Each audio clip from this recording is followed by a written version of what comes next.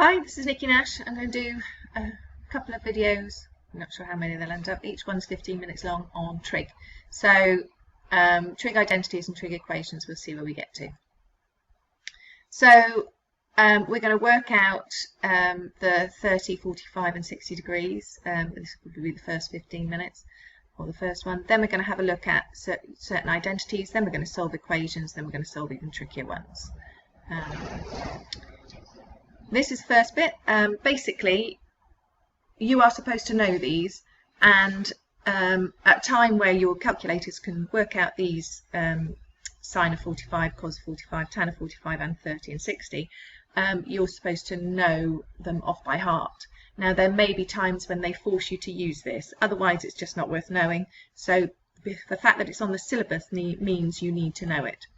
So the way to get this, and it's the easiest way to do it, is to think, right, okay, 30, 60 and 45 degrees, I can get 45-degree angle out of a right-angled triangle, and I can get a 60-degree angle out of an equilateral triangle, and if I halve that equilateral triangle, my top angle here is going to be 30.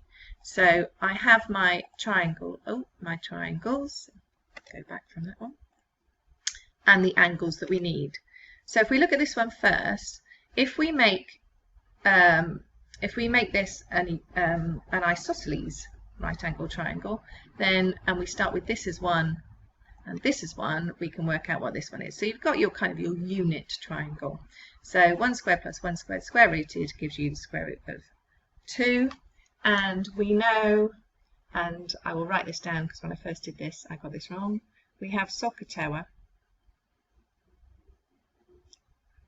from your GCSE, so that we know how to do it. So sine of an angle is opposite over hypotenuse. So opposite is 0, hypotenuse is that, and this is adjacent in this case.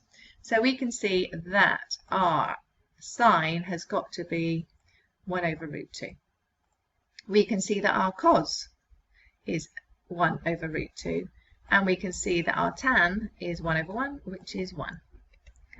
And we do the same thing here. So we've labelled this a triangle size 2. So this size has a size 2 because it means that this one then is half of that, which is 1, and this one is that squared minus this squared, which is 4 minus 1, which is 3. Square rooted is the square root of 3. Same thing happens if we look first of all at the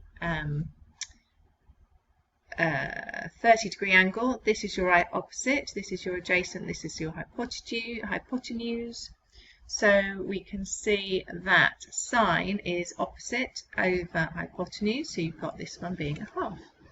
You've got adjacent over hypotenuse, so this one being 3 over 2, and then you've got opposite over adjacent, which is 1 over root 3.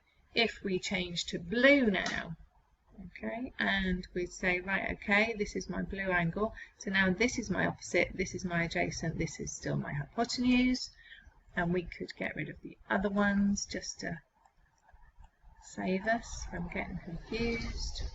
Then we can see that sine is opposite over hypotenuse, so we've got this. Cos is adjacent over hypotenuse, so you're back to a half. And oops, there we go, and opposite over adjacent gives us root 3. So if you can't remember them, you need to remember how to do this. So I can't remember them, and if I was in a situation where I wasn't allowed to use my calculator to work these out, I would go back to this process. So if you can keep that in your head, it would be a much better thing to do. So that everyone's happy. I think I'll stop that